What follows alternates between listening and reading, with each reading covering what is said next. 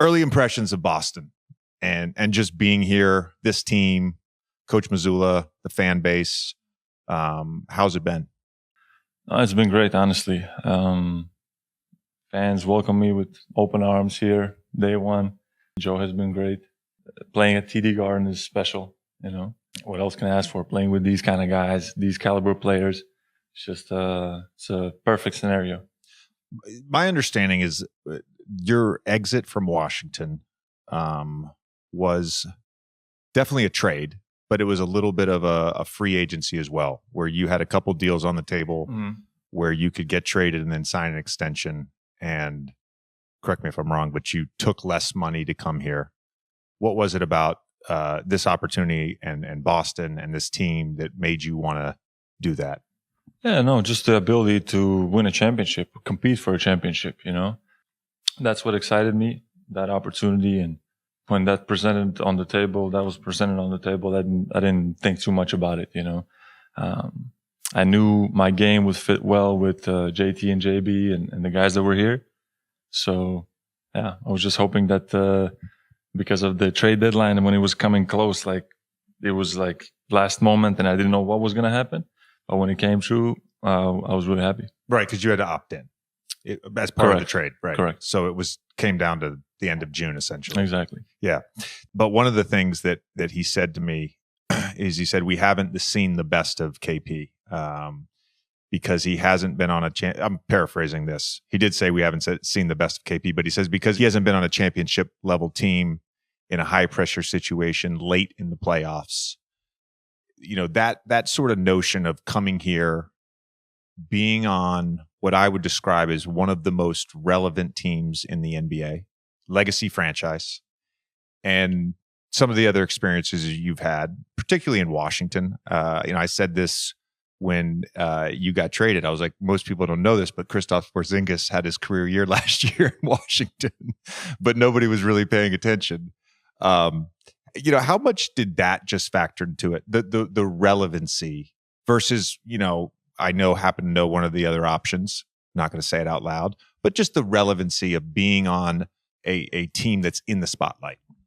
No, it definitely, I got a taste of it when I was in New York, and that was one of the biggest stages you could play on. And I enjoyed that so much. But honestly, it was more about just being in a team where I can actually win. Like winning was more important than, being in the biggest market, but if you can combine those two, that's even better, The thing I'm curious about though is like the pressure of being on not even just a team in the spotlight, but being on a team that has been to the finals recently, has been to a number of conference finals recently, traded away one of the sort of culture makers to get you. Did you sort of wrap your head around that pressure that was going to come with this season? Yeah, no, that's what I wanted. I wanted the challenge. I wanted like my last year in Dallas, the year before I got traded, right? I didn't have the best playoff series. We got kicked out of the first round.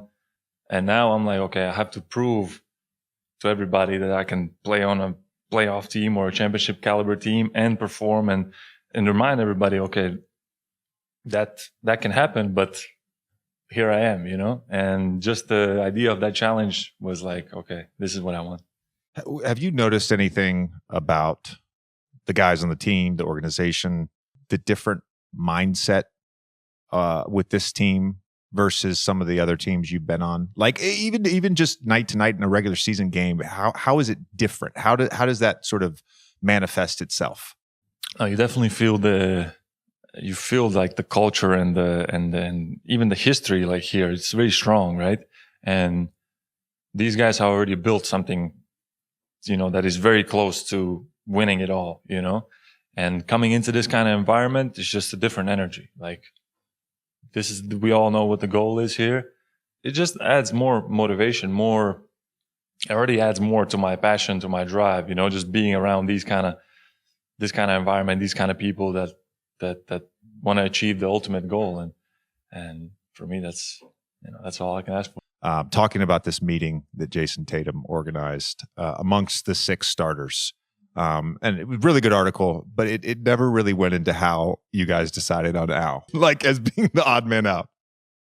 It's obviously somebody had to sit out, right? And I think Al is the type of leader, the type of guy that we all said it, like in that meeting that, hey, look, we don't care. Like, of course, JT and JB is not going to come off the bench, right?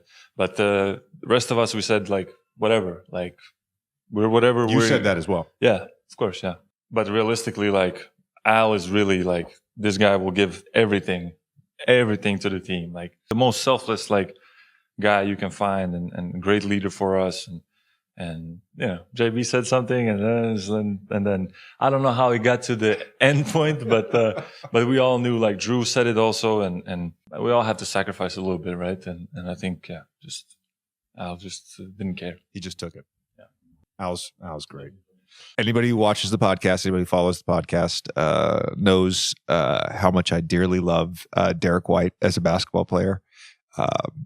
Did you realize he was this good before you played with him? I did not. You did not? No, I did not, man. He's we had like a meeting the other day, and Joe have always these team development things that we do, and we had to say one thing you love about your teammate, one thing that drives you crazy, and some couple other things, and I said to D White, I said, what I love about you is how you're always making the right play for us, and because of that, I hold you, and I think all of us hold you to such a high standard that it drives me crazy when you don't. It's like he's so good. He's always making the right play, making the right read.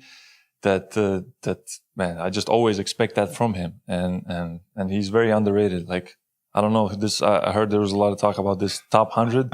Like, it's insane how he's not in the top 100. It's completely insane. But I think he will. He's already proving it, and it's only a matter of time. Derek doesn't strike me as the type of guy that's really worried about an ESPN top 100 He ball. doesn't he probably doesn't care. What's his personality like as a teammate? He seems quiet.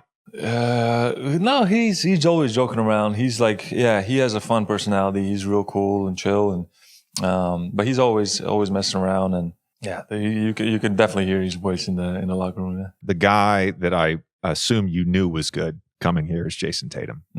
Just being around him now every day, what are some things that have really stood out about him as a player, a leader, a teammate? No, one thing I love about him, how stoic he always is. You know what I mean? He's always just boom. He's never too high, too low. Always his emotions are under control. The type of guy that's always trying to make the right play.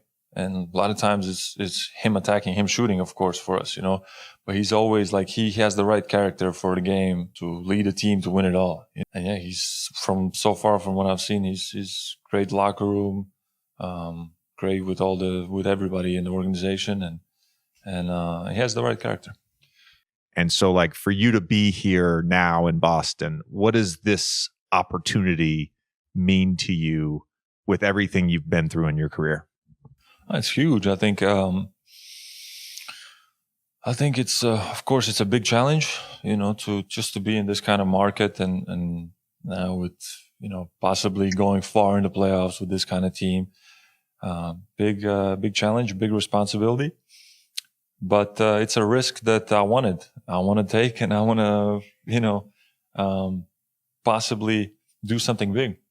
Everybody loves a winner, so I want to win. I want to win, and I could possibly make it all look. That reputation thing we were talking about earlier. Yeah. If you go help them win a championship, for sure. You're goated then. You're goated. Yeah. You'll never have to pay for a thing in Boston again.